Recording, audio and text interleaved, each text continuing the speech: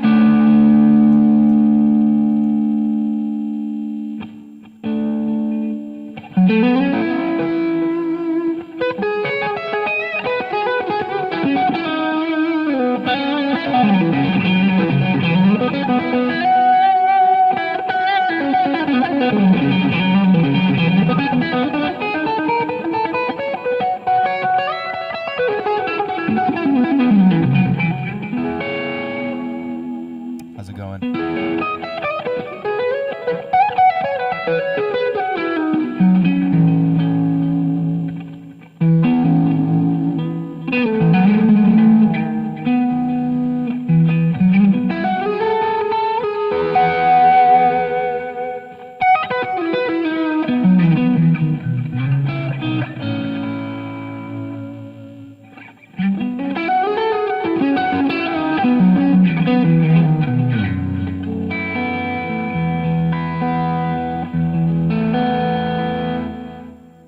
Y'all having a good Tuesday?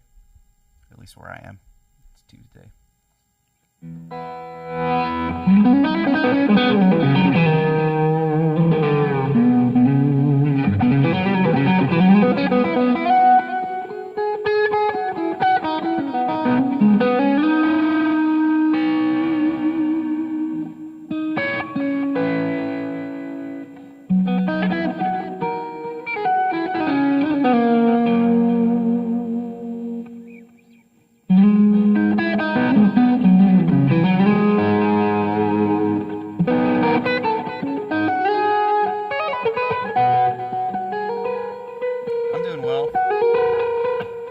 Through my new guitar.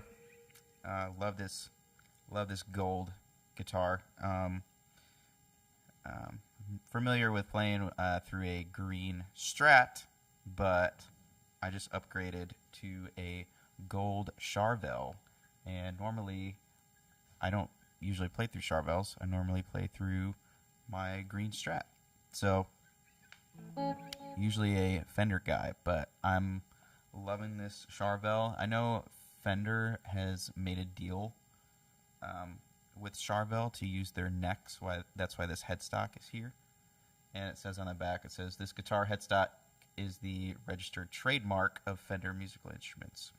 So, feels just like a Strat, but a little bit more modern. I feel like this neck radius is a little bit flatter than what my green Strat is. So I'm getting used to that.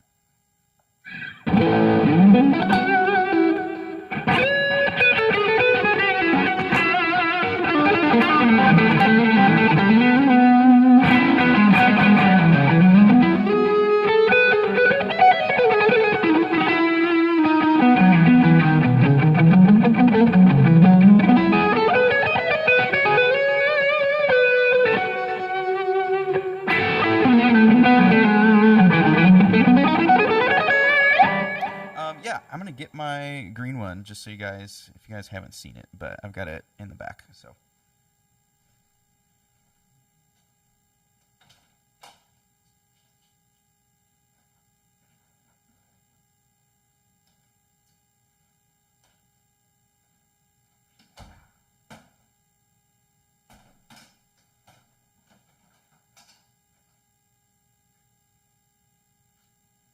Yeah, so this is the green one, and man, it feels like heavier than the other one. But yeah, I've been playing this guy since 2017. So, and this neck is actually a lot fatter than the gold guitar.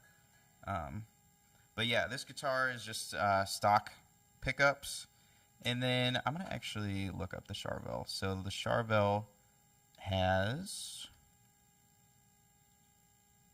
so in the neck pickup, it's got a Seymour Duncan. They're all Seymour Duncans, and it's like a reverse wound pickup. And then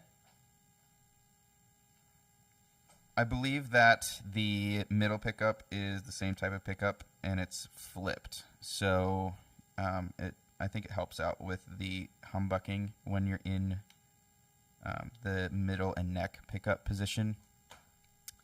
And then the bridge is the first time I've ever been using anything with hot rails in it. And it has the option to split the coils, and that's another reason why I got this guitar, was because the pickup selection is actually slightly different from my green guitar.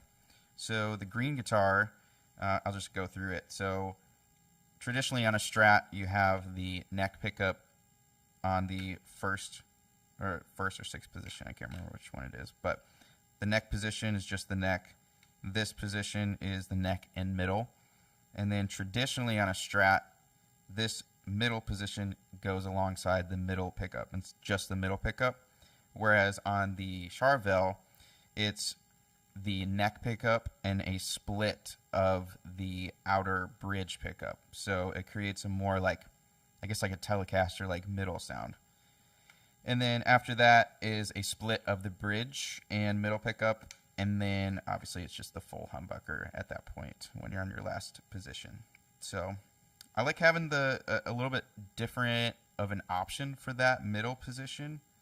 It just creates a very unique sound, because I've been playing a little bit more country music lately, and so it's got that nice like round country sound that you want to get out of like having your bridge and neck pickup together. So yeah. So let me go back to the pickups here. Yeah, they're all Seymour Duncan, and the bridge has the hot rails in it. So, and that's something that I wanted to have in a new guitar. I wanted to get more of a modern Strat style that was more of a super Strat, and I wanted to for sure have a humbucker in that bridge position there, so that I could do a little bit more like rock stuff. I was always like, whenever I would go to that bridge position, it was usually for more of an overdriven tone anyway. And I feel like with the green Strat, I was always like missing just a little bit of that extra punch of a humbucker. So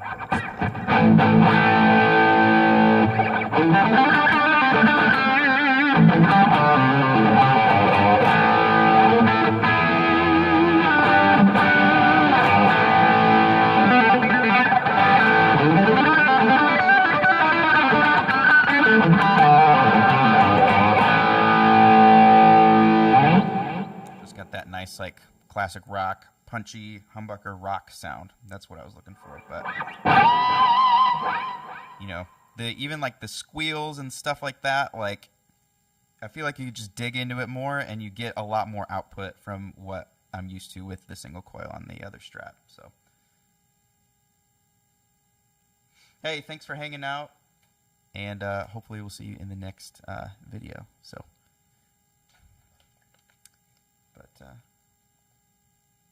what would you say the weight of the Charvel? It's definitely way lighter than my Strat. So looking up the Charvel specs, it's got an alder body, and I feel like that's got to be lighter than what my Strat is. Plus, I'm wondering if the finish of the Strat adds a little bit more weight to it. This is a little bit different finish. This is the satin finish, but it's by far the lightest guitar that I've ever owned, and I honestly really like it. I didn't realize how light this guitar was compared to even my Telecaster. My Telecaster used to be the lightest guitar that I have, but this guitar is it's great. Let me see if there's a weight on here. I'm just looking at the Sweetwater website. I've got a good list of all the specs and stuff.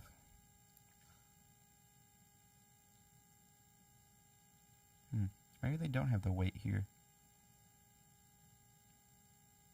But, yeah.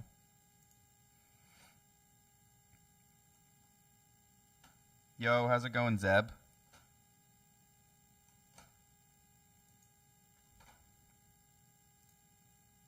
Zeb is my buddy that I play with downtown and also in other bands. Just depends on the situation. But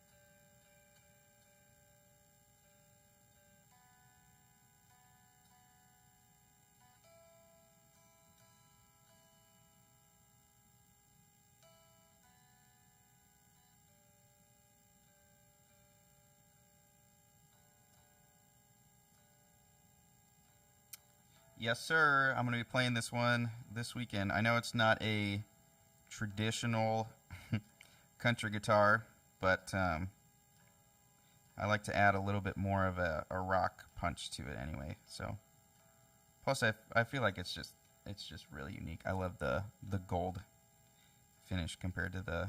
I've got like a traditional sunburst finish. I can't remember if you've seen my orange guitar, but I can grab it.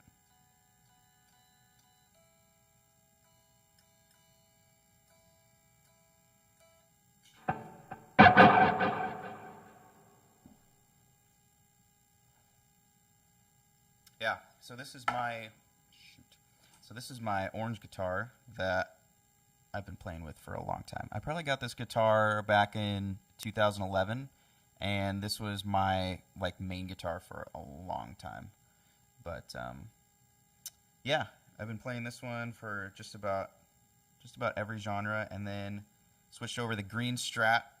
And I love the green Strat, but it just is. I feel like it's just missing an edge on the more rock stuff. I think I might actually put a humbucker in that guitar. Let me know if that's a good idea or not. But I don't know, because now I have a guitar that has a humbucker in it, so I may not put a humbucker in the green Strat.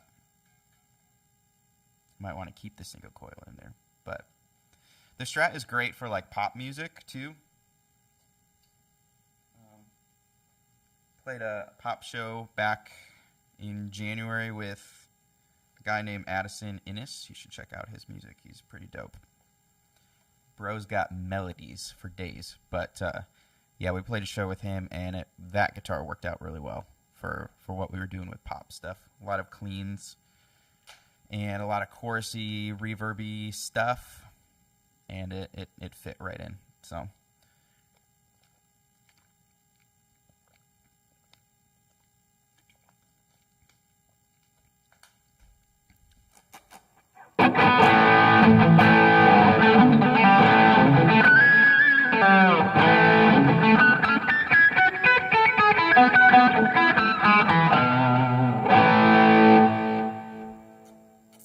Yeah, so this patch that I'm playing through is the Lincoln Brewster Strat, or Gold Strat Guy patch that I created.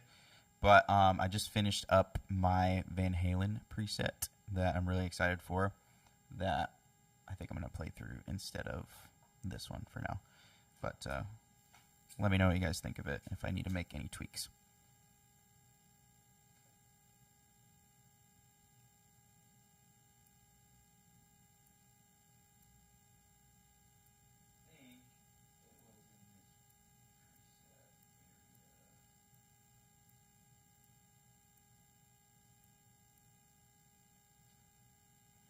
Yeah, the Lincoln Brewster preset's a little darker. This is a little brighter.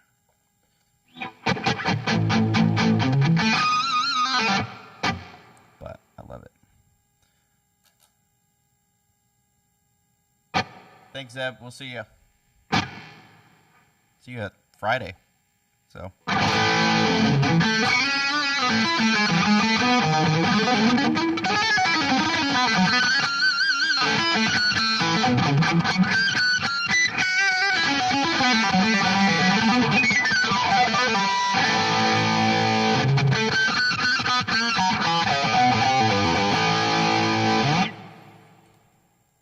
Honestly, I should post this stream on my IG.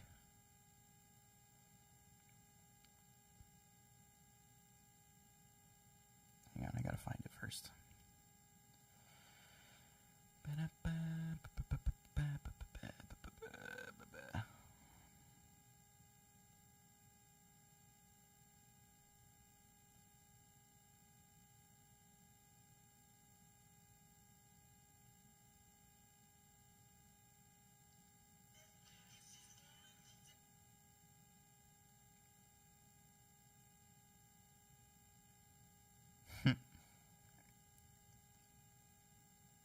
What's going on, everybody? Just looking to post this on my Instagram. Hopefully it'll get some people to jump on here. But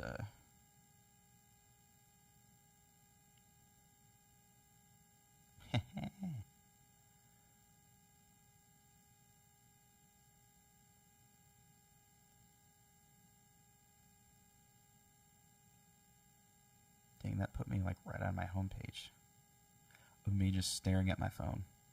Sorry, hang on. I'm trying to put this on my Instagram. But how you guys doing? Thanks for joining.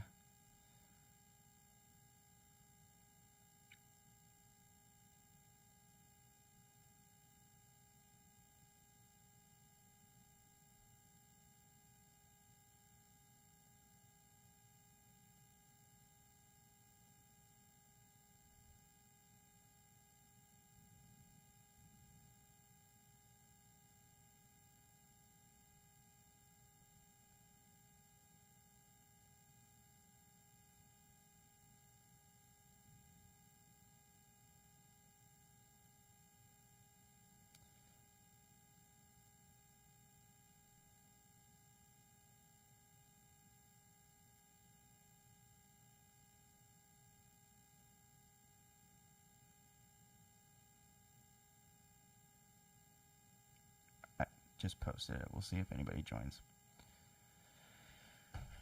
All right. What it do? What's up, my man?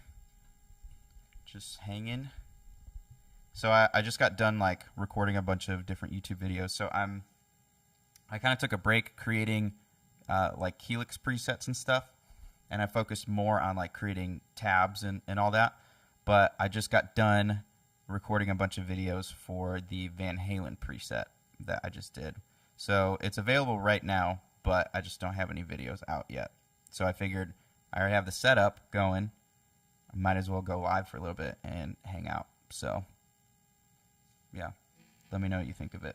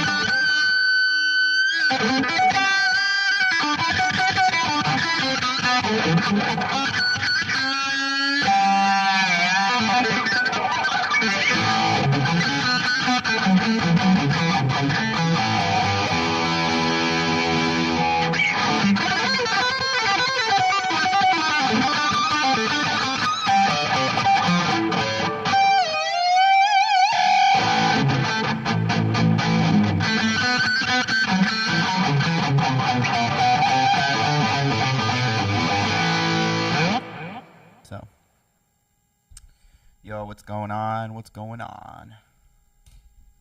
I don't know why I got the chat way over in the right. I feel like I'm not even looking at you guys.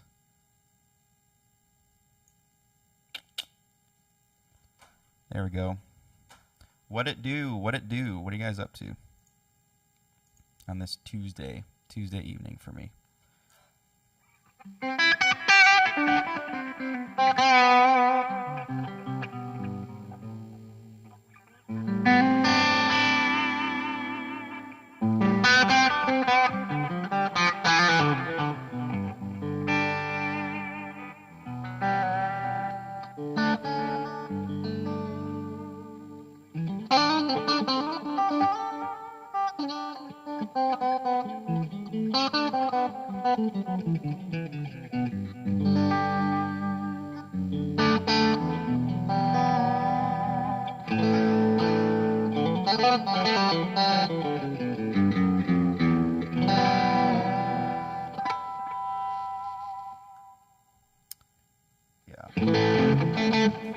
I really like this preset. It cleans up a lot, which is great. So like you could do like all the like hot for teacher stuff. So you can go from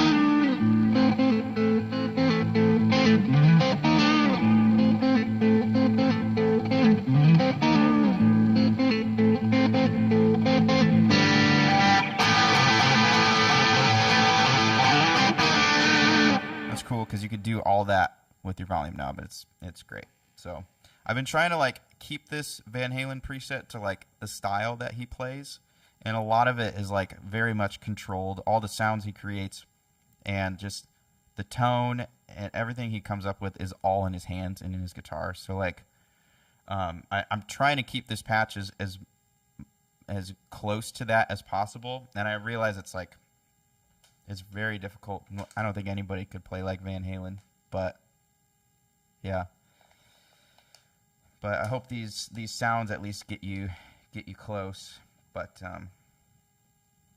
yeah, there's just so much in his playing that is just amazing that we all learn from. But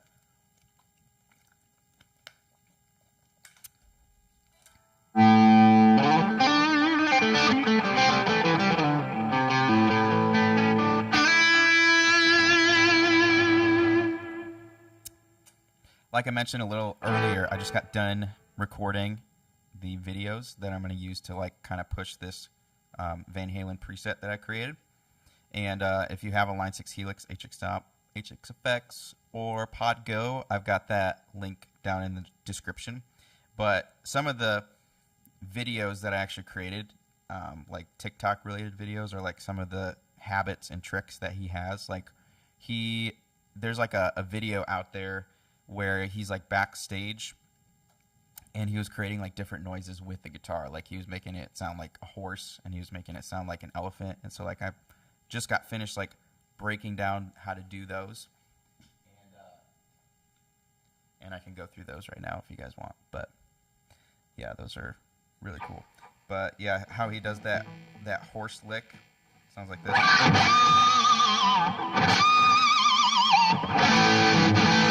He just kind of does that. He does a bend on that second fret, G string, and then does like a pinch harmonic, and then he'll do like a dive bomb with vibrato to create that effect. It's really dope. But yeah, that full like tutorial will be nice and edited and done. Hopefully by the end of this week it'll be out. And then his other one, he did the elephant. It sounds like this.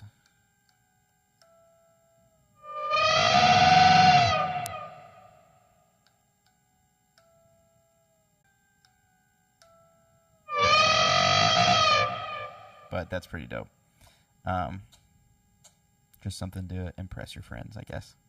I don't really know how to put that in a song. You could probably put it in a rock song for sure. But yeah, that's a harmonic on the 5th fret, G string, harmonic on the 7th fret, B string, and then another harmonic on the 12th fret, high E string. So with the volume on. So what the key here is you want to have the volume off and then do a swell with your volume knob to create that effect. But with the volume knob all the way up, you just do.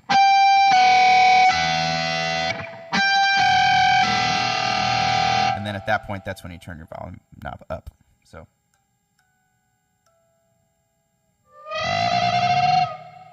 And the key here too is you need your whammy bar, because you want to start with a pre-bend down. So like, probably want to start there. So when you pull your volume knob up, you like release on the vibrato. So.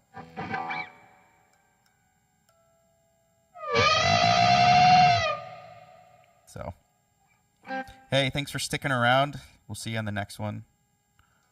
I don't really have a schedule for these streams. It's just been a while. I feel like it was the right time because I already had the setup going. So I feel like I was ready. So, hope you all are doing well on this Tuesday.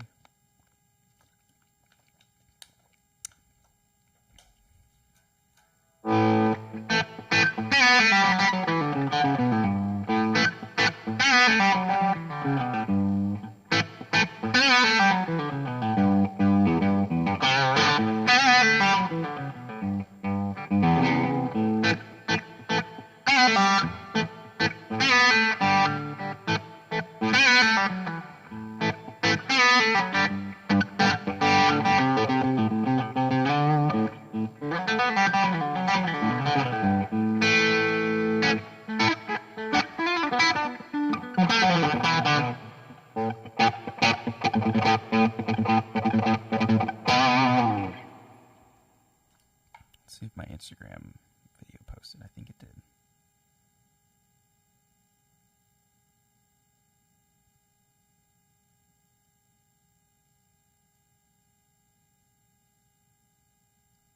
It sure did.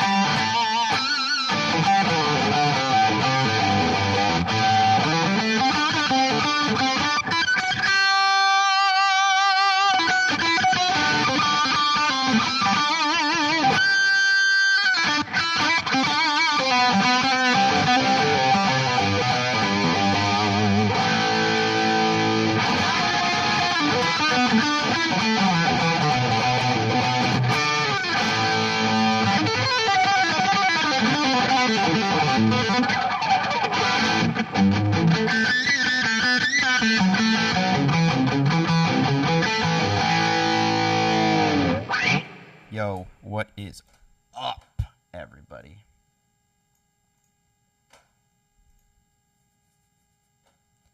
Everybody.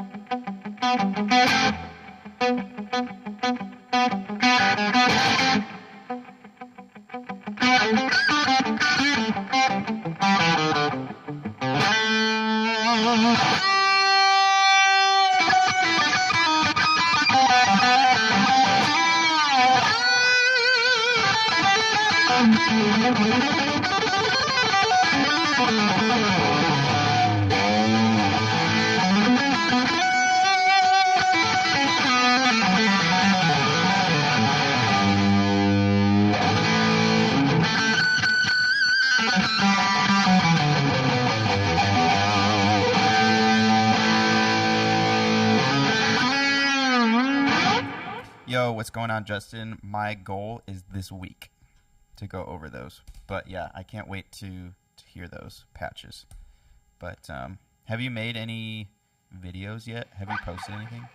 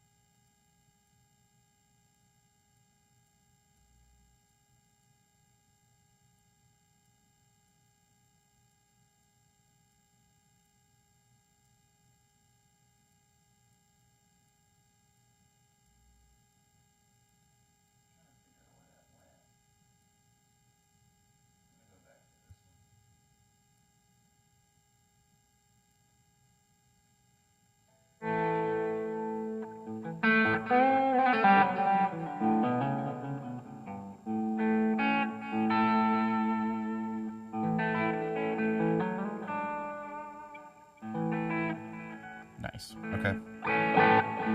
Yeah, my goal is to definitely look through it today. Or not today, but this week. But, yeah, I was supposed to be moving this week up to Nashville, but the construction date of our, like, apartment complex got moved. So, I do have a free week. But,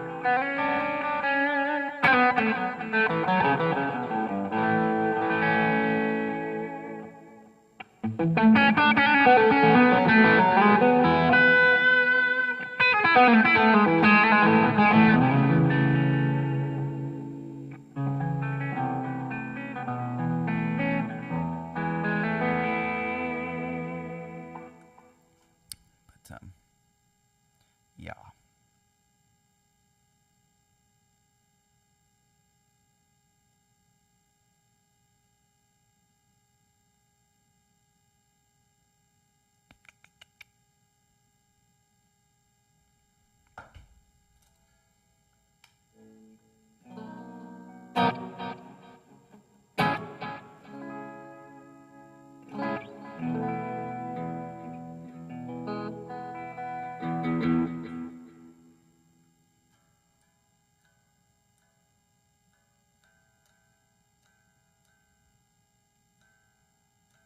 Caleb Scambato.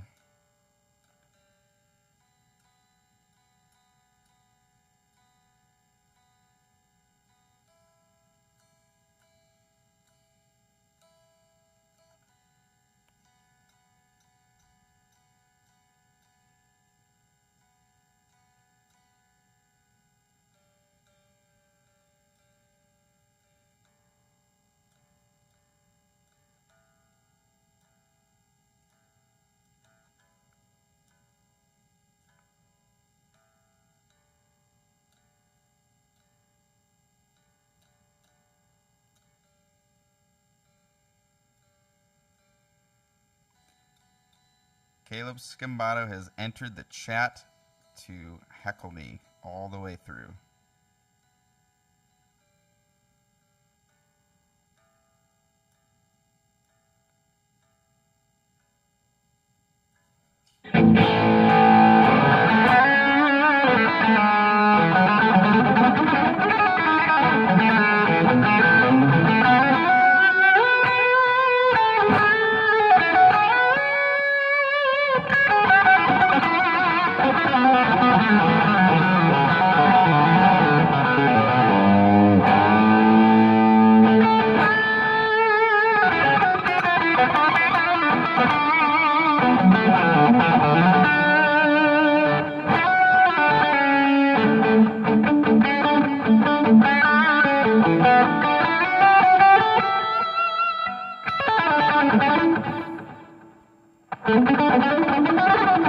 Joel got another Telecaster?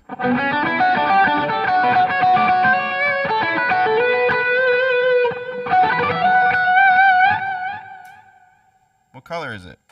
Send it to me.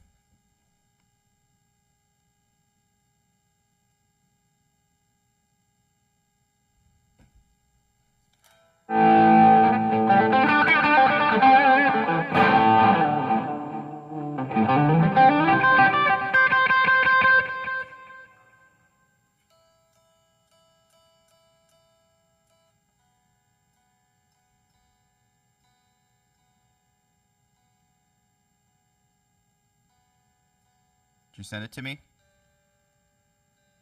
He sold his thin line? He just bought it.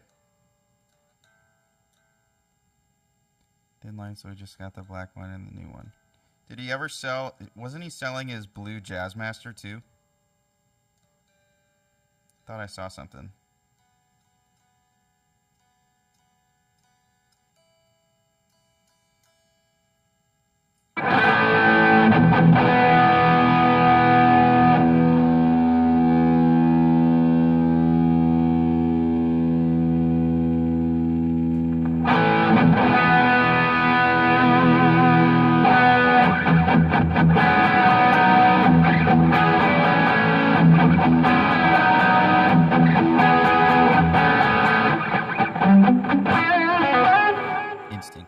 copyright strike.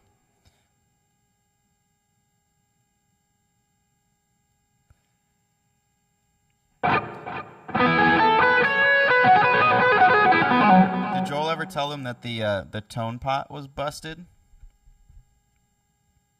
The one that he glued? The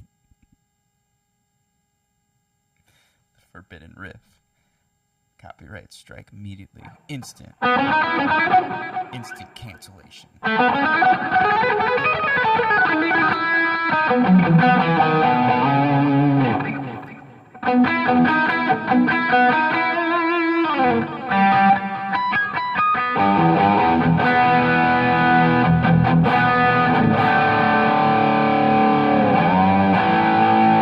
You sell it on Facebook?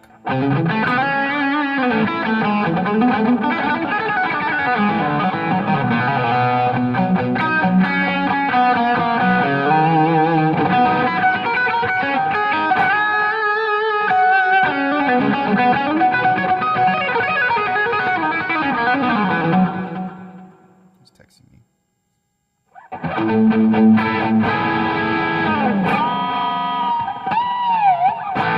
Not on the right patch. I gotta go to my Van Halen patch. Please hold.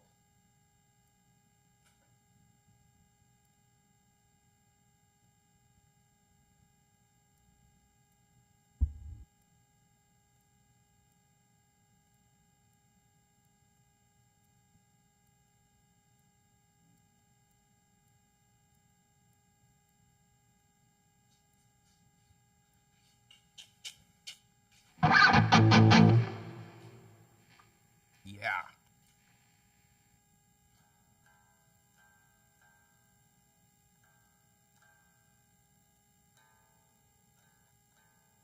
Okay, so the only downside of this guitar is it doesn't have a Floyd Rose on it.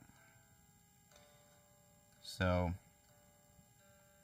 if I ever do any crazy dive bombs, you just gotta hope and pray that you're in tune when you come back up. Caleb, that's why I usually wait till we're either at the end of a song or the end of a show when I do a dive bomb. Because then it's like, at that point, it's like, it's out of tune, it's fine.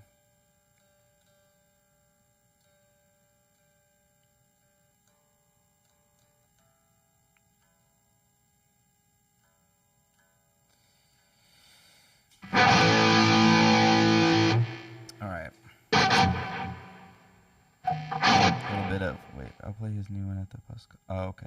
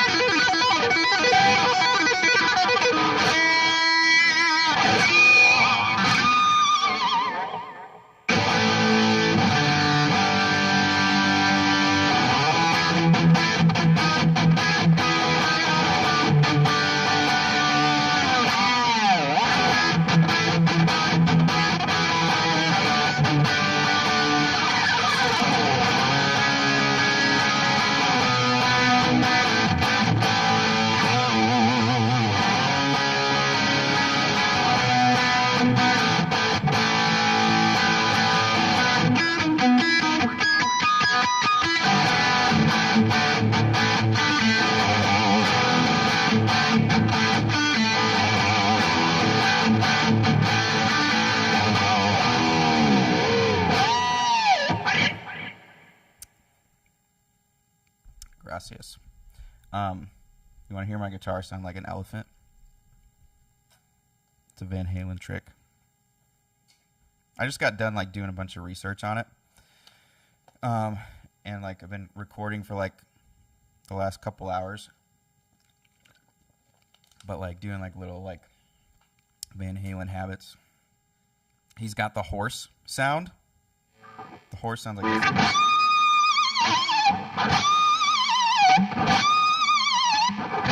And then he's got the elephant.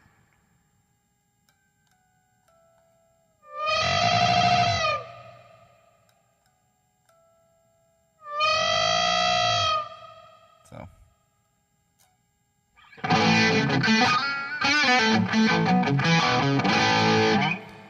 What pickups are these? That is a good question. They're all Seymour Duncan, and the neck pickup is reverse wound, and the middle pickup is the SSL6, and then this is just a Seymour Duncan hot rail in the bridge. First time I'm using a hot rail, and I really like it. So I'm able to do a split on hot rail. And, hey, what's going on? Yeah, so I'm able to do a split on the hot rail, which is cool when I do the bridge and middle position. And then also the middle position is different than a regular Strat because I can do a split coil on the outer coil of the bridge and then also the neck. So it kind of sounds like a Telecaster. So. Teach you a lick without the high E. Why is your high E string broken? Is that what happened? That's just my guess.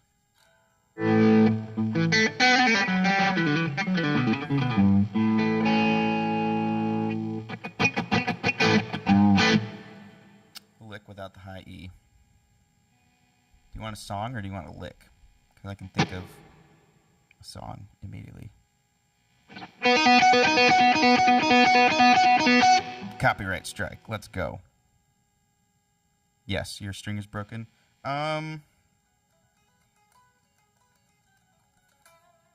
Oh, here's a cool... I got a blues lick. Might sound kind of weird with the Van Halen patch, but...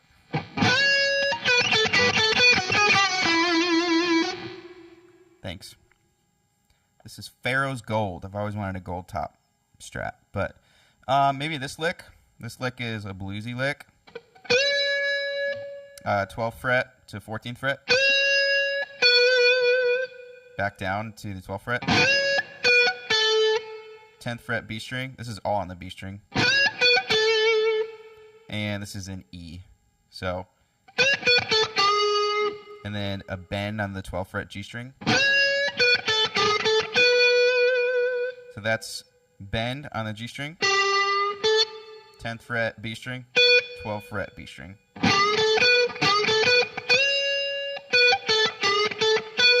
And then finish that lick, G string, 11th fret, bend, a half step bend, and then finish it on the 9th fret G string.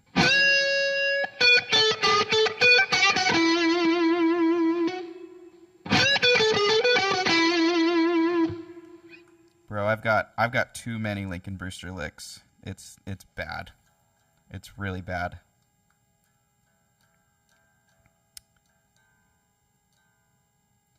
I tell you what, Caleb, let me know if you're still here. But a couple months ago, I just started playing downtown Nashville, doing straight up, literally straight up pop country. And I can't not play Lincoln Brewster licks. And the randomest thing, the bartender, he's like, "Yo, is that Lincoln Brewster? You're playing Lincoln Brewster licks, bro." I was like, of all places, what is going on here? I can't escape it.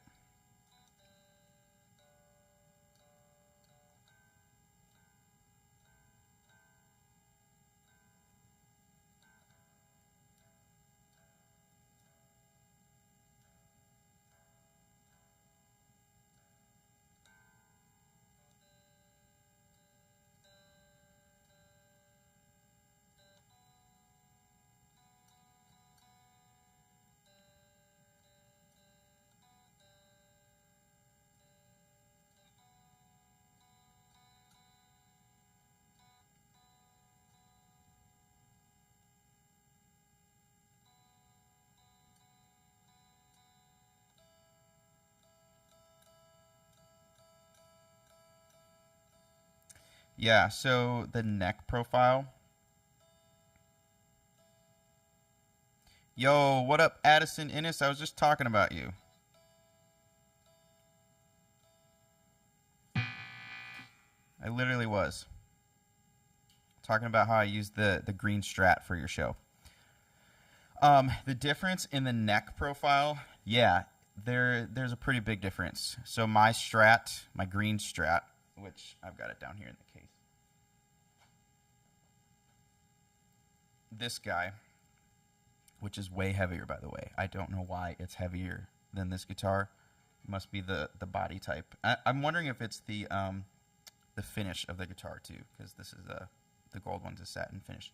Anyway, the neck profile specifically for this guitar is like, this thing has got such a fat neck. It's like kind of like a baseball bat, honestly. But yeah, definitely the Strats, I feel like, especially when you get up the higher frets, it feels more rounded. I noticed when I went from my Telecaster to my Strat, my Telecaster has a lot flatter radius and feel to it. I would go to my Strat and it was just weird. I feel like I was like missing notes that I would normally, or licks that I would be able to play just from muscle memory.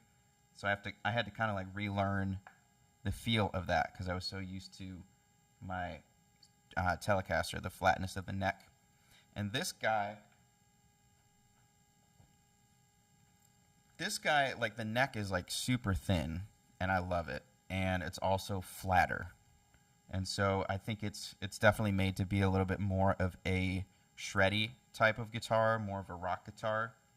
And I can definitely feel that. And I honestly, this neck feels more like my Telecaster neck, which I like and I'm used to. But yeah. Also getting used to the maple neck. I feel like there's no like gloss finish on it. It actually feels really nice. It's like just straight up sanded, and yeah, it's the weirdest thing too, because I've always wanted a burnt maple, caramelized maple neck, and I honestly can literally smell the maple coming off of it. It's the weirdest thing. Like every time I open the guitar case, you can smell it. It smells like somebody's making pancakes. But I like how the logo is the guitar. That's cool. Yeah. So that's the Charvel logo. This is the first time I've ever used a Charvel, but I've been following Guthrie Govan for a while, and he's like one of the like prominent guitar players from that's signed with them or whatever, has a deal, and he's got like custom guitars through them. But yeah, I've been following them a lot, and I really like Guthrie Govan's playing because he can play pretty much any genre, and he gets just about any sound that he wants out of his Charvel. And so I've always wanted something that was a little bit different. If it wasn't going to be this guitar, I still wanted to have some sort of like super Strat. So I'm glad I found something like this because it has a lot of the specs that I wanted in a guitar if I were to get it custom. I like the caramelized maple and the gold top Strat. You can't really find those unless you buy like a custom guitar, unless you custom do it, or you buy a signature like Lincoln Brewster Strat or something. So let's hear more. The guitar sounds cool. So let me go back to. I'll just keep it like this. But yeah, I'm playing through my Eddie Van Halen preset, so it might be a little heavier than what I'm normally playing through. I play more through like I guess like a traditional rock sound, like using a Marshall Plexi, but not like full Van Halen most of the time. Does he know the beginning? Which part though? The part that you wrote, Addison, or the part that I do live? Because it's different. Because the part that I do live is...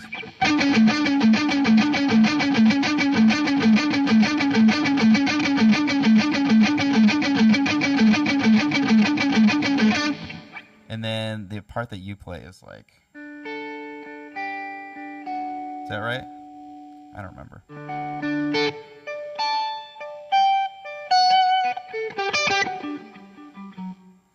I can't remember. I can't remember which one is GOAT. I always get Polyphia mixed up. Because I feel like, here's what happens with the Polyphia songs. The Polyphia songs, I learn like a couple measures of it, and their parts are so unique that I just forget how to play them. Like, I don't know if you guys like follow Polyphia much, but the way that Tim Henson writes his parts is really unique that I've never heard any other guitar player do, which is why Polyphia, his guitar parts sound so unique. So literally, I wonder if my camera's going to die, but I don't know. Literally what he does is he records to MIDI.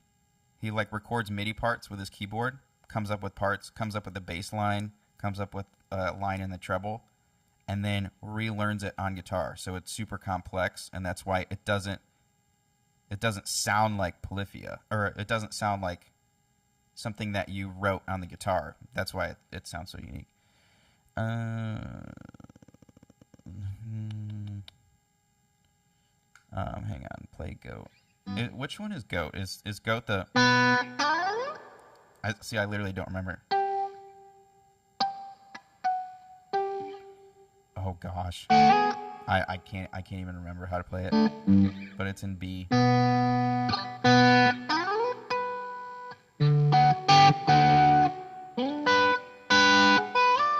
I literally don't remember it.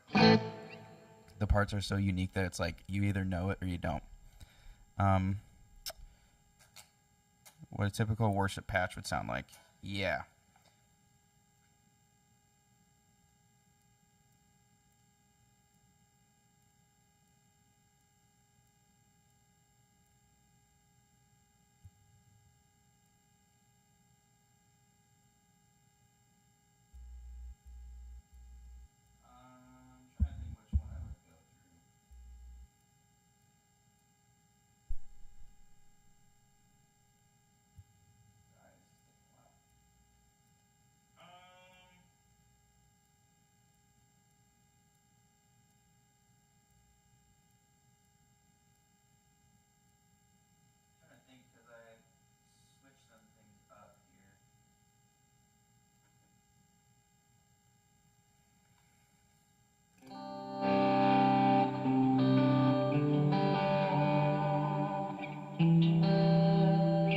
Funny because I don't have any...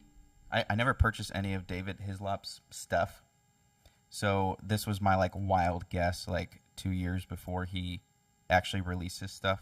And this is what I believe I was playing on my Goodness of God video. If you've seen that. I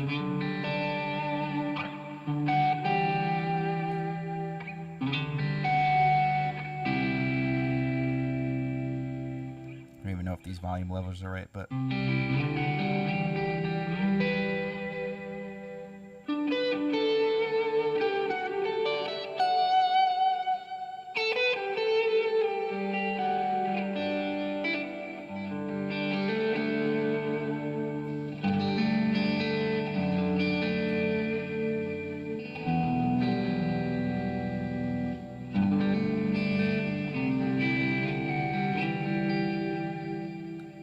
my middle position.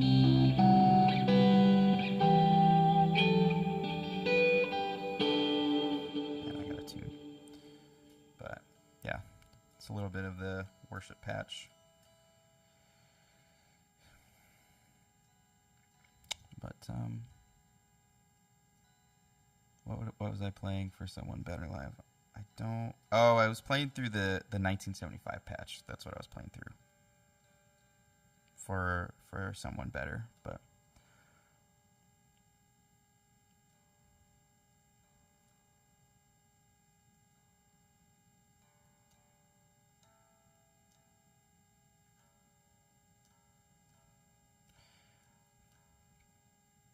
yeah, when it comes to like worship music, my guitar style is not, I feel like it's not typical. I like, it's weird because my background is more, I guess, like classic rock slash Lincoln Brewster slash John Mayer, Eric Johnson. So it's like, it's weird because like my whole thought process to actual like worship guitar playing is different. Like I'm 100% going to play what's there, but sometimes I'll get a little bit creative. Like in verse 2, I might throw in like a lick or something like that that wasn't in the song, but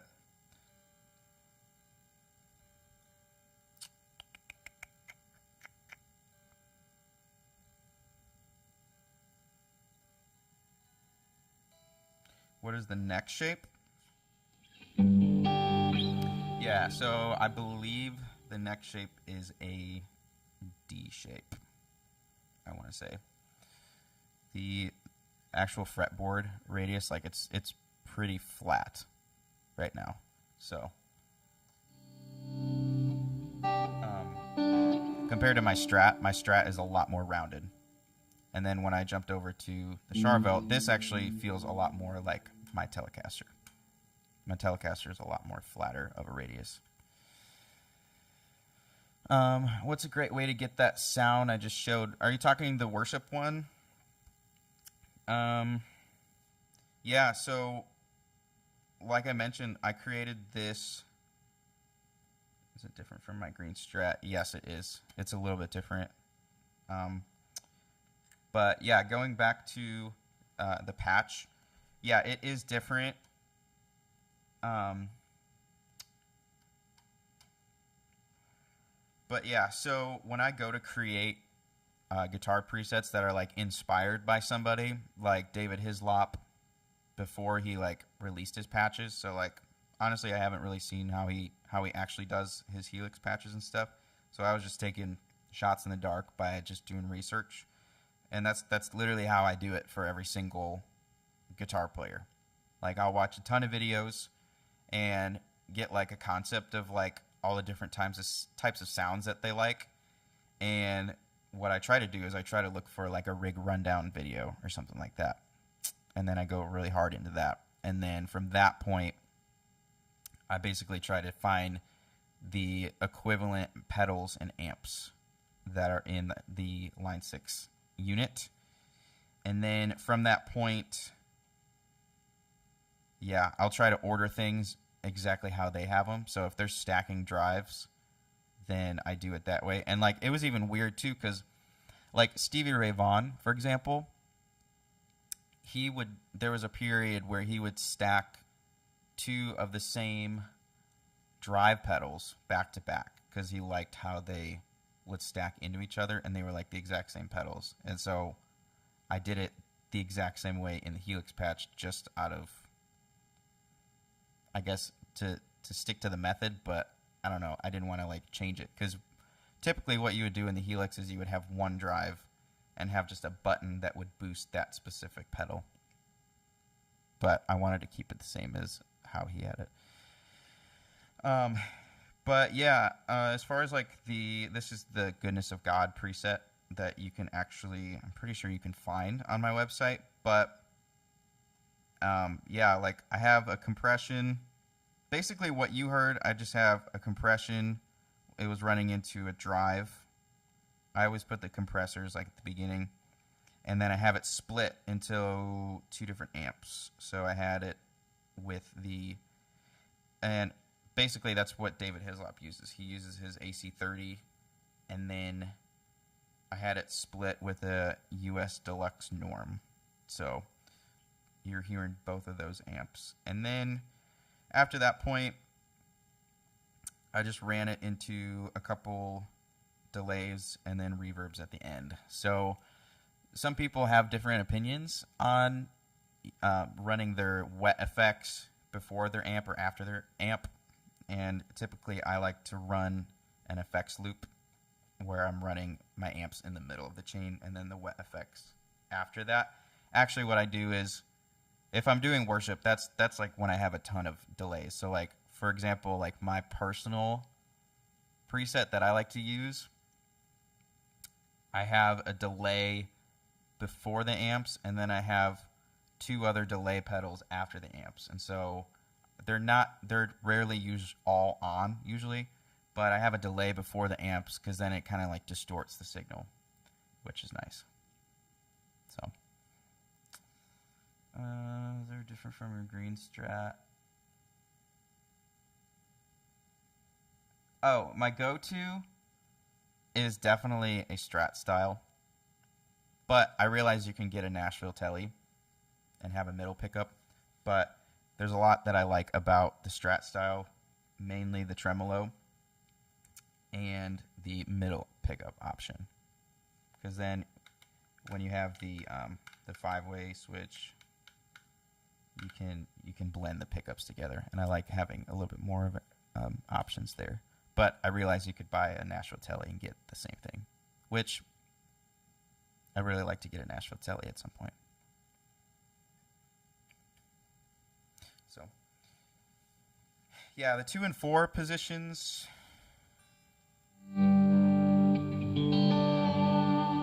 That's typically what I use for worship, especially like the cleaner stuff. Usually for the cleaner stuff with my Strat, I use either the 2 or the 4 positions, the blend of the middle pickups with whatever. So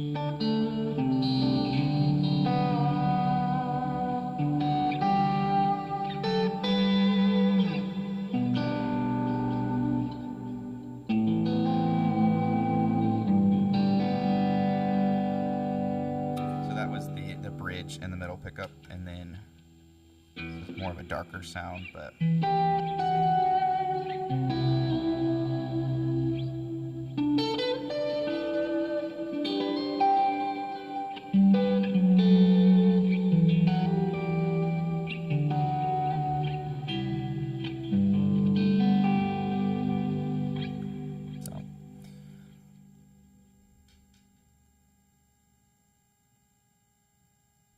oh, the Prs Silver Sky.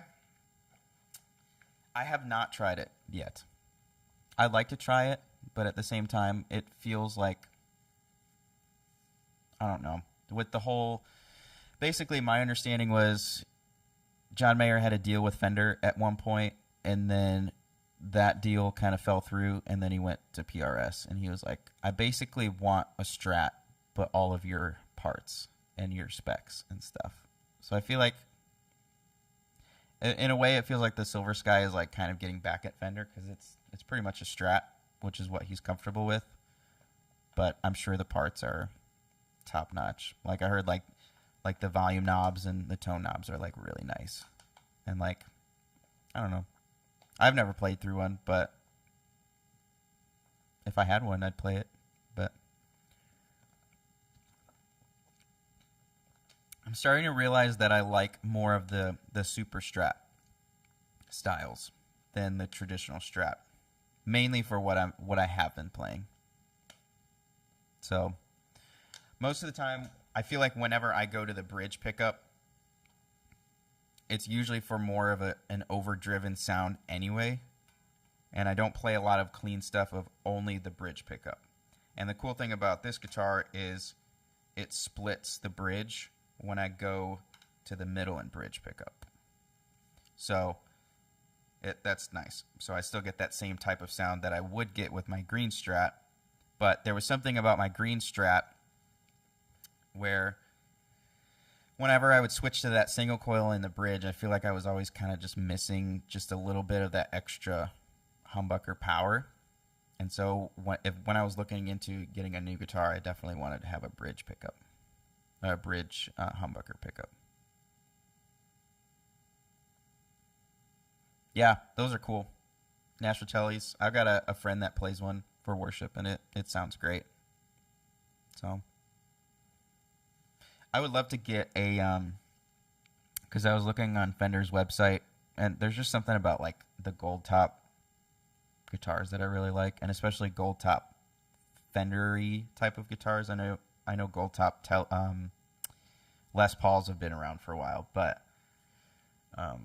if I had the money to get a custom, like I guess put together guitar by Fender, because you can go on the website and just order custom guitars at this point, I would probably get a custom gold top telly that's a Nashville telly. That'd probably be the next guitar. But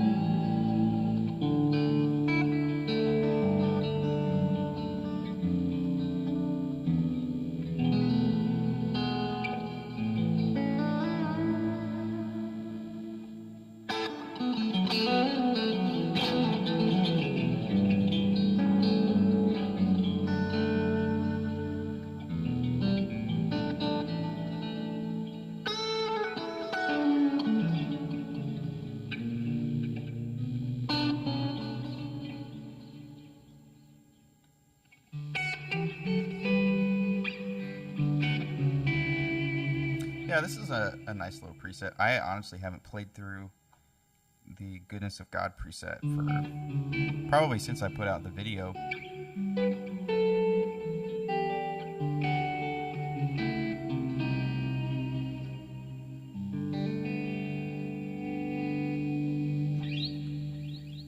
But yeah, I know it's fairly traditional to go with like for worship music. Like I think of like David Hislop. I think Michael Pope is his name, but a lot of guitar people like Nigel Hendroff from Hillsong. A lot of people like to use the Fendery amp mixed with a Vox combo.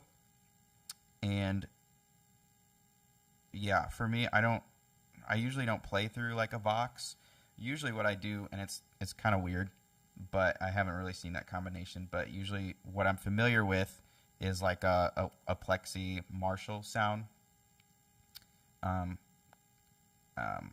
then I'll probably, like for worship music, what I usually do is I'll blend that with another like clean amp. But, so I'll probably, what I usually do is like blend like a Marshall with a Fender, but I haven't really seen that too much, but I'm pretty happy with how it sounds. It's definitely not like overdriven. Usually, like if I'm doing rock, I'll just stick with like a Marshall-y type of amp, but when I do worship, I like blend in that clean amp, and it sounds really good. But string gauge, I actually use a hybrid. So I use a 9 gauge on the top 3 strings, and then I guess a 10 gauge on the bottom 3 strings. So they're like the hybrid style. I like the bendability of the high strings, the top strings. But I don't know. I feel like I switched over because I used to play all 9 gauge for a while, and then eventually I wanted to try a heavier gauge on the lower strings, and I was happy with what came out. I know like I've watched a ton of like guitar videos of them like comparing like what's the tone difference between like a 9 gauge string and a 10 gauge string, and like personally I didn't hear a whole lot, but it just kind of makes sense that you want your low strings to be like fatty and beefy and stuff. But so that's why I use a 10 gauge on the bottom strings and then a 9 gauge on the top. Floating trem, yes. Yeah, I've been using a floating trem for a while, and one thing that I really liked about this guitar was that the floating trem is completely like flat with the body of the guitar, because there's like a little cavity for when you pull up on the floating bridge, you can bend up and pitch. Whereas on my Strat, for the longest time, my bridge was like this, floating, because there wasn't really, there is not a cavity at all to like balance it out. So it's kind of nice that the floating bridge is just flush with the guitar. It's designed to have it. So, any upcoming album with Mass Anthem? No, not at the moment. We just put out a song with Holly Hollowell, and that one is really great. Like, she's completely singing on it by herself, and yeah, it was a great little collab. We've known Holly since like 2015. We went to college together, so. But yeah. But yeah, as far as like other music stuff goes, I've been playing like a lot with different people, and I've been playing a lot of like different genres of music, which is great. I definitely feel like I'm hitting my stride, I guess, as a player in more of like the pop sound and country sound, which is weird because I didn't grow up playing country. But the more I listen to country guitar players, like, I'm like really blown away, like how great the playing is with all the different country guitar players, and like relearning, because I have I've been doing some covers and stuff, playing downtown with some friends, and yeah, like learning all those guitar solos. I was like, man, these country guitar players are really good. And so, like, it's kind of cool because I feel like that's where a lot of the more like the classic rock guitar players went. It's weird because, like, I feel like a lot of as soon as you play these country songs live, it just turns into like rock music, which is cool. But you get all of the cool playing that comes along with it. Sorry, I think I have people here. But yeah. Any tours coming up? I play a lot of local stuff in Nashville. And yeah, so downtown there's a big country scene in Nashville, and then just doing a lot of like southern shows. So I've been playing for a guy named Kyan Pedersen, and he's straight up country. You should look him up. And then I've been playing for Tristan Tritt, and he's like southern rock. So he's not like straight up country, he's more southern rock. So we've been getting a lot of like southern shows. So like Alabama, Georgia, Mississippi, Florida. And those are usually like day trips, which is kind of cool because I get to be home quicker. So not like any like big time like tours, but just doing a lot of like one-offs and festivals, and those are fun. I love playing outside festivals and stuff. I may have missed this, but what are the pickups? Yeah. So the pickups they're all Seymour Duncan. The neck pickup is reverse wound, and the middle pickup is a SHR 1B humbucker. I'm not really sure what that means. And then, that was the bridge. The bridge is the hot rail. And then the middle pickup is the Seymour Duncan SSL 6. So.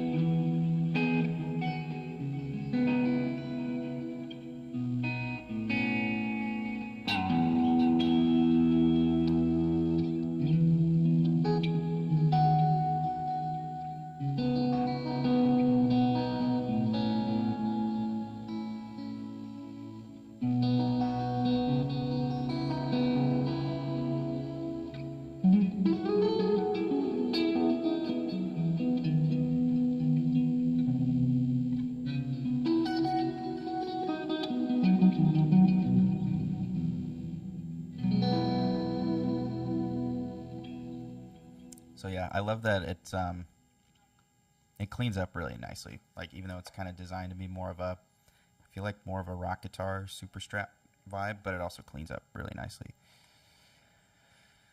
Position 2 to get that typical quack. Sorry, let me turn some of these delays and reverbs off.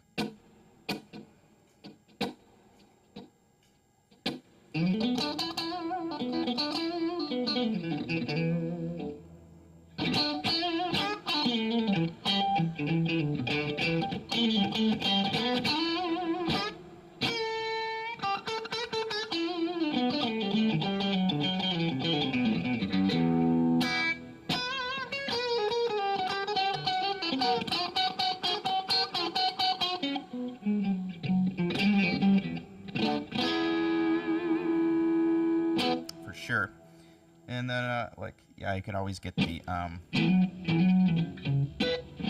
like kind of that Cory Wong kind of feel.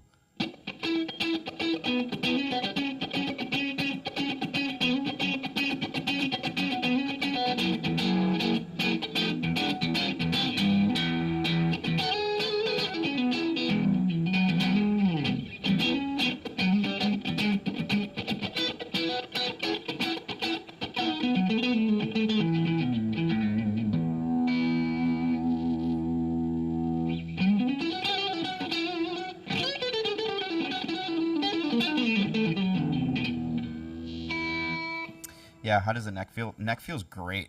Yeah, the neck is sanded, and it doesn't have like that glossy feel like my Strat has, and my Telecaster. But it doesn't have that gloss feel to it.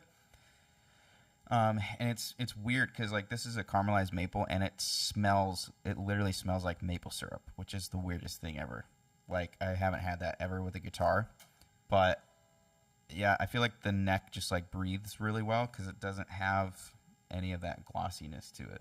And then as far as like the radius goes, it's a lot flatter than my Strat for sure, and which I like it because I kind of come from playing a Tele, and then I went to my Strat, and then I went to this guitar. So.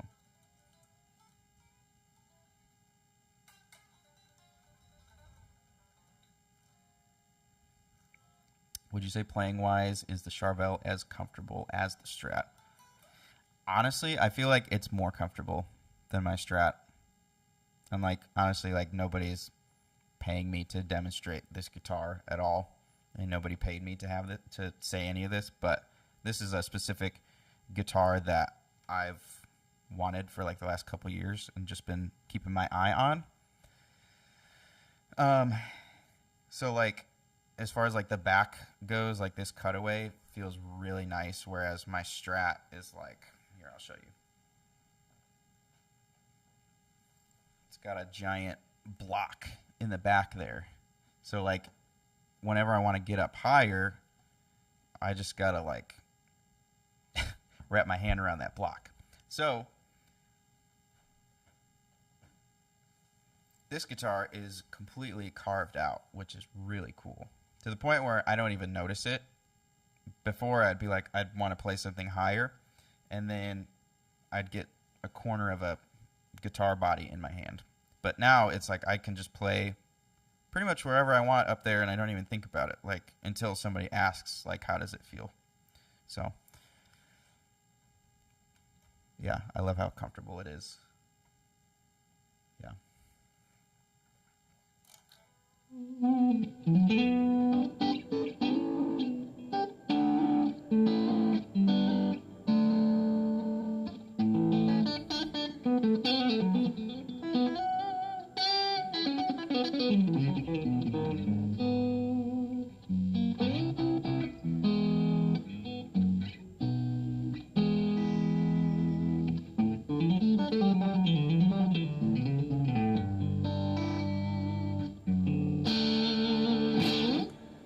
So yeah, still playing through that worship patch that I was playing through earlier. But let me know if you want me to switch things up a little bit. It's more of a cleaner preset.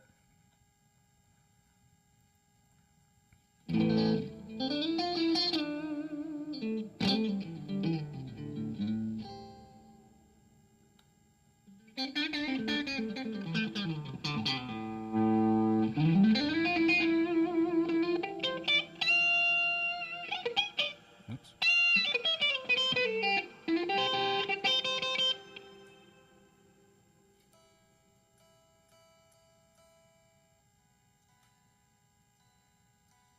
One thing I'm starting to realize about this guitar specifically is like, since it is one of my like heavier like rock guitars, I want to wail on the tremolo bar too much, and then thinking that it's like a Floyd Rose or something, and then finding myself like just out of tune from just going too crazy on the whammy bar. So I almost have to kind of prepare myself to do those kinds of tricks. But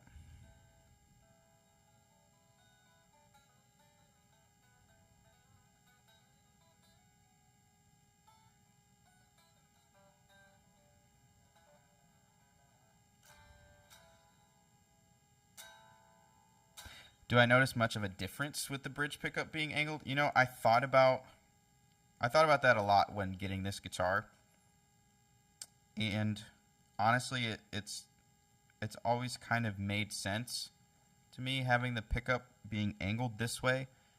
I feel like I don't notice a huge difference. Maybe the bridge pickup feels more, I don't know, I guess balanced in a way, because like on my Telecaster, the guitar, where is it? Oh yeah. On my Telecaster, the guitar pickup on the bridge is angled the other way traditionally, and then my green Strat is angled the other way.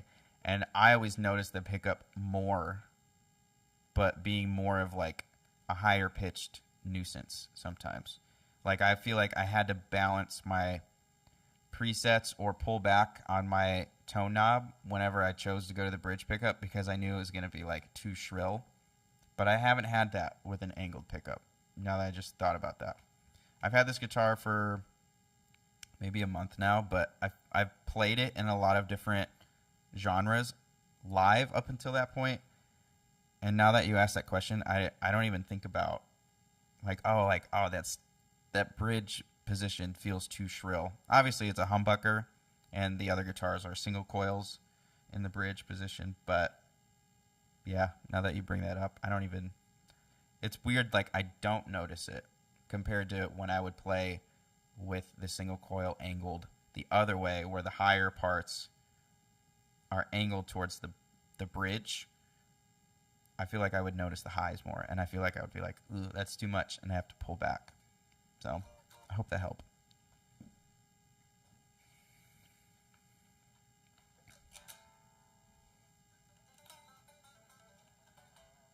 Oh, you want me to go to the Brewster patch?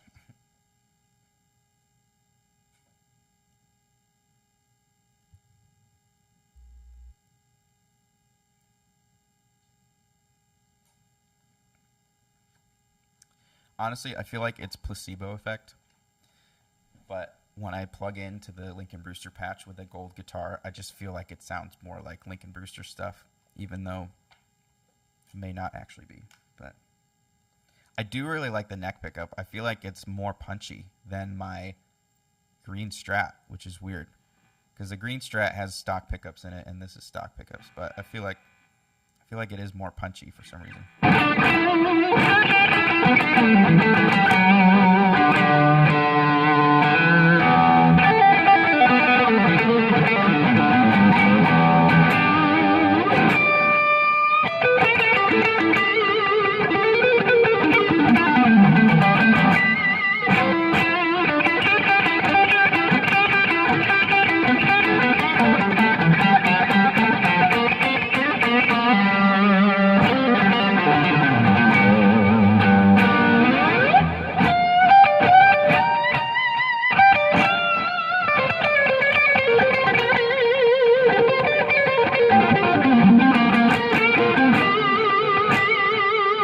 That note right there just feels so punchy.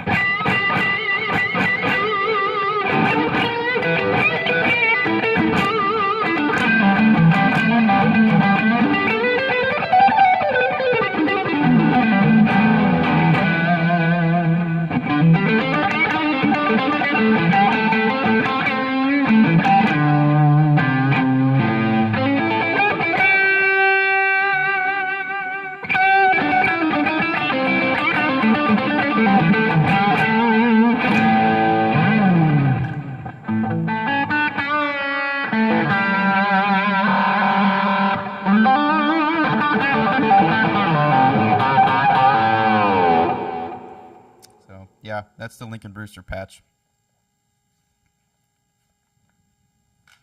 But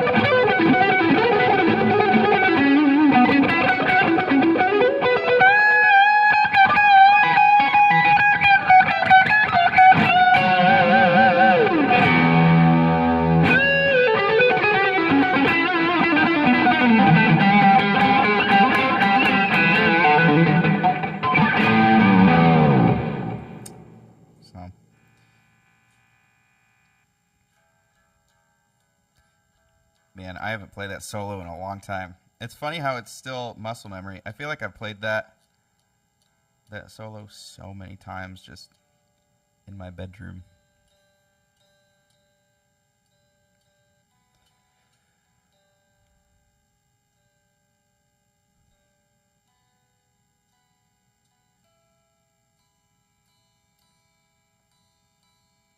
Yeah, about the input jack. Yeah, that was a weird thing, like getting used to. I also loved like the point of it, like the purpose of it. Like the purpose of it is you wrap it around your guitar and then it just plugs straight in, which is cool.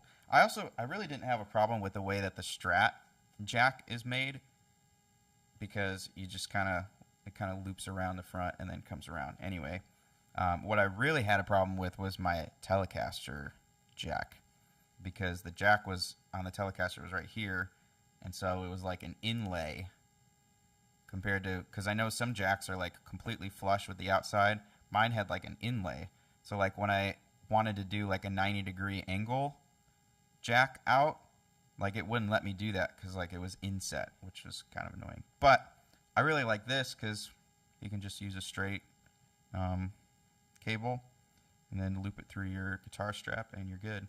The only thing is, it's like you got to get used to that, because it's got to like go in at like just the perfect angle pretty much, because like if you really have to pay attention. But I like the look of it because the front of the guitar is nice and clean. It almost doesn't even look like it's plugged in sometimes. But, as far as if I have multiple Lincoln Brewster patches, I just have, well, the one that I just played through is the Gold Strat Guy preset. And that one is like your baseline Lincoln Brewster patch. And then from that point, I'll go in and I'll do like song-specific presets. So then some songs I'll need to tweak and make it more of like, I guess more of a modern sounding Lincoln Brewster sound, or like his like all to you classic sound. The last Lincoln Brewster presets that I made was in December, and that was going through his like 2012 like Christmas songs. And so like for me, in my mind, like that's kind of getting closer to his more modern sound. I don't know if that makes any sense. I feel like it has like a little bit more reverb, a little bit more delays on there. Definitely his Christmas songs have a lot more like dotted eighth delay on it, especially when it goes in like the more 6/8 stuff. And then I have the Miraculum Patch, and that is basically going through every single snapshot has a specific section of the song. And so like that's really crucial, because the middle of the song has like really ambient reverb, really compressed, like almost like violin swell sounds. So like I feel like you got to have every single like little section mapped out, because that song is so specific to where it's like you need to have every single part there. But yeah, I'm just kind of playing through the generalized patch, like the baseline preset that I started with. But like it comes with the like the flanger, like from his like really old stuff. But like what kind of man? Let's see if I remember how to play that.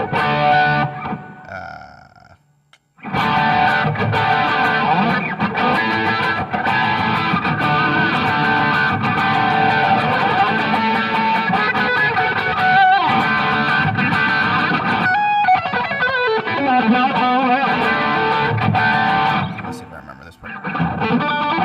That. Something like that.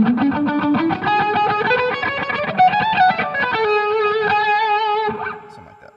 You can see.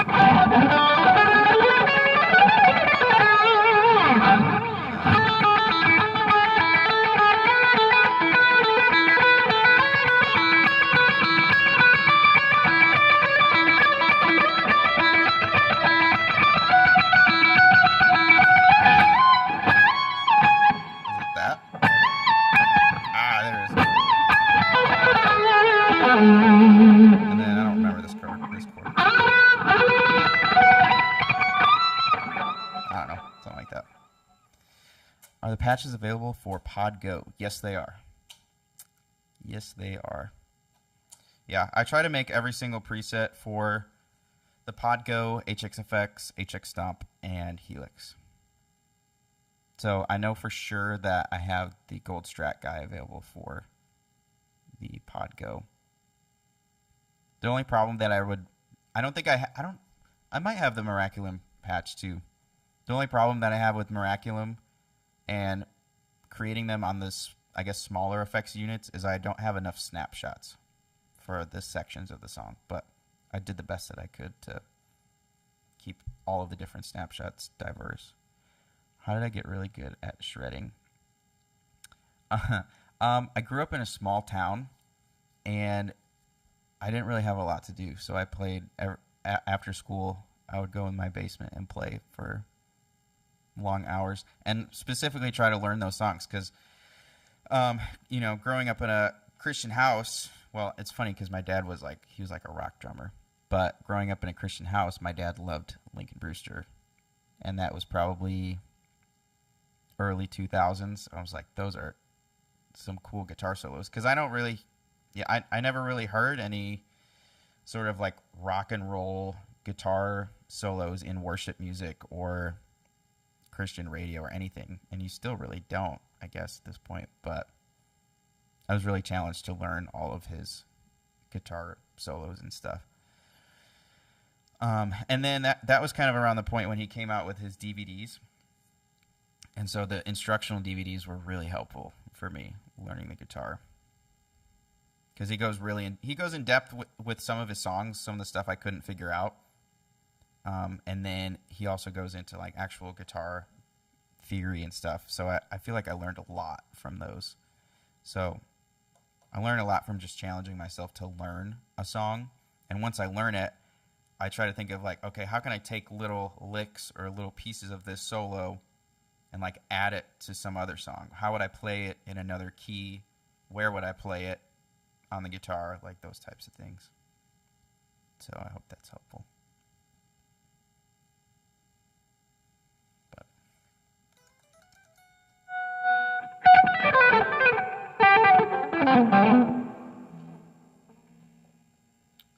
also practicing to a metronome really helps. Getting good at shredding specifically. Basically what you do is you start really slow on a scale or a lick that you want to learn. Start really slow. And once you can play it 3 times in a row without messing up, bump up the BPM by 10. And then play it 3 times in a row. Bump it up by 10. Bump it up, bump it up, bump it up. Till it's the point where you can play it. So like, for example, like specifically going back to Lincoln Brewster songs, there were a lot of fast parts that I couldn't play off the bat. And so I would know what the target BPM is, and then I would just backtrack from there and back it down to a BPM that I was comfortable playing it in, that I could play it perfectly in a row. And then once I got that, bump it up, bump it up. And then it's funny because your brain kind of starts to problem solve, because then if your picking is slightly wrong or like incorrect, or maybe you're not like, your form is not great, and it's like, I can only play so fast up until this point. And so your brain kind of problem solves, and you're like, how do I play this in a different way? Or how do I play this more efficiently? And that's the only way you're going to find that out is if you like slowly progress using a metronome. It's my best explanation.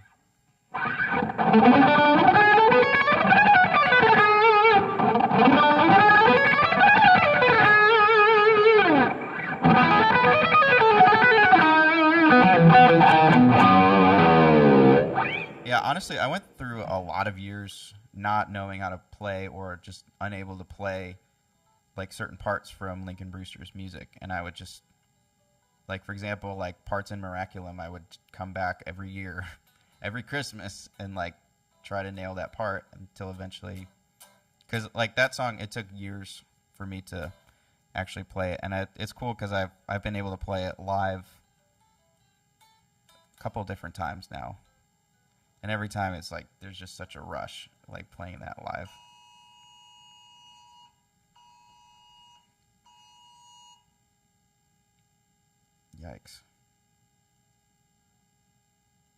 it's an Amber Alert.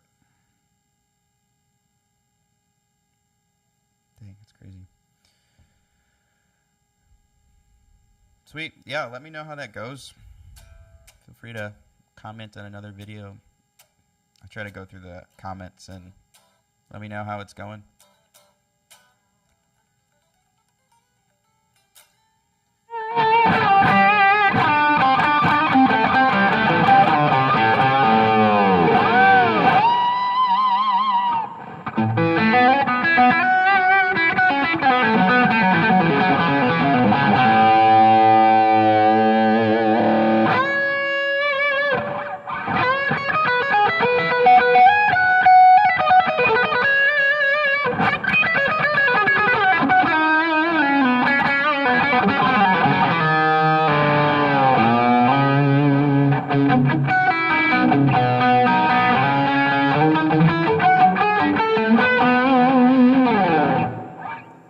So, yeah, I think I'm going to jump off. It's almost 2 hours. But, yeah, I've had a lot of fun with you guys. Thank you all for sticking around. And, yeah, we'll definitely do this again. This was fun, getting to engage with y'all.